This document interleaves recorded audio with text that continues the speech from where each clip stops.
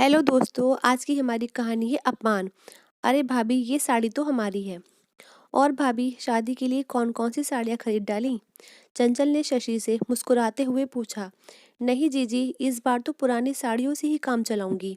जब से लॉकडाउन हुआ है, मिंकू के पापा की स्थिति कुछ खास संभल नहीं पाई, तो मैंने ही मना कर दिया नई साड़ियाँ लेने के लिए। शशि ने सहजता से जवाब दिया। अरे भाभी, ये कैसे हो सकता है कि लड़के की चाची पुराने फैशन की साड़ी पहने? मैंने तो जमकर शॉपिंग की है और एक दो साड़ियाँ एक्स्ट्रा भी लाई हूँ। ऐसा करिएगा, आप रिसेप्शन में मेरी साड़ी पहन लीजिएगा। सारे ननिहाल दधियाल वाले इकट्ठे होंगे। मेरी इकलौती भाभी है, वो तो चमकनी चाहिए। नहीं जीजी, आपने कह दिया, यही मेरे लिए बहुत है। मैं अपनी ही साड़ी में कंफर्टेबल महसूस करूंगी। शशि ने बहुत शालीनता से मना कर दिया। मतलब, आप मुझको गैर समझती हैं, तभी मना कर रही हैं? अरे गैर क्यों? आप मेरी ननंद हैं, लेकिन आपके भैया को भी अच्छा नहीं लगेगा। भैया को तो मैं मना लूंगी।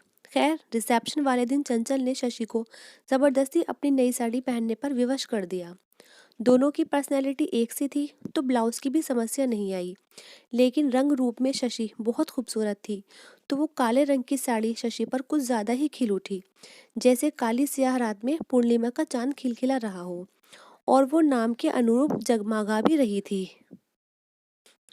अब तो जिसे देखो वो शशि और उसकी साड़ी की प्रशंसा कर रहा था। शशि, तुम्हारी साड़ी तो सचमुच खूबसूरत लग रही है, और तुम्हारे रंग रूप ने तो इस साड़ी में जैसे चार चांद लगा दिए। आज तो बिल्कुल तुम गजब ढा रही हो। अब चंचल को ये प्रशंसा ज्यादा देर तक हजम नहीं हुई, क्योंकि उसकी कोई खास प्रशंसा कर नहीं रहा था। और जैसे ही किसी एक रिश्ते की भाभी ने उस साड़ी की प्रशंसा की, तो अब चंचल से बिल्कुल भी रहा नहीं गया। मेरी ही साड़ी और मेरी प्रशंसा भाभी लूट रही हैं, और वो झट से बोली।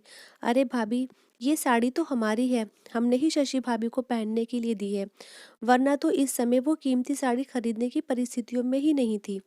प्रशंसा करनी है तो मेरी पसंद की कीजिए। और चंचल ने ये सब इतनी जोर से कहा कि आसपास के खड़े लोग भी सुन लें। अब तो शशि बिल्कुल अवाक रह गई। ये क्या कह रही है ननंद रानी? एक तो मुझको इतनी जिद करके जबरदस्ती अपनी साड़ी पहनाई, और चार लोगों के बीच में मेरी बेइज्जती करवा रही हैं। हे भगवान, अब मैं क्या करूं? कहीं मिंकू के पापा ने सुन लिया, तब तो मेरी बहुत डांट पड़ेगी। शशि की आंखों में आंसू झिलमिला उठे, और वो कार्यक्रम छोड़कर झट से घर वापस चली आई, और अपनी मनपसंद साड़ी पहनकर कार्यक्रम में चेहरे पर आत्मविश्वास की झलक लेकर पहुंच गई। भाभी, आपने वो साड़ी बदलकर ये क्यों पहन ली? चंचल अनजान बनते हुए बोली। जीजी, वो साड़ी इतनी ज्यादा भारी थी कि बहुत ज्यादा गड़ रही थी, बस इसीलिए उतार दी। अब तो चंचल से कुछ बोलते नहीं बना। समझ तो गई वो सब कुछ, लेकिन आखिर कहते भी तो क्या? लेकिन उस दिन से शशि ने बहुत बड़ा सबक सीखा कि चाहे कोई कितना भी कहे, लेकिन किसी के भी कपड़े नहीं पहनूंगी।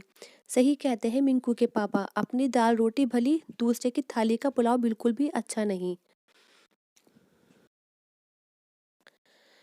प्लीज़ मेरी कहानियों को अपना बहुमूल्य समय प्रदान कीजिएगा, और चैनल को लाइक कीजिएगा, शेयर कीजिएगा और सब्सक्राइब कीजिएगा। और ये स्टोरी आपको कैसी लगी है, ज़रूर कमेंट कर बताइएगा। And thanks for watching.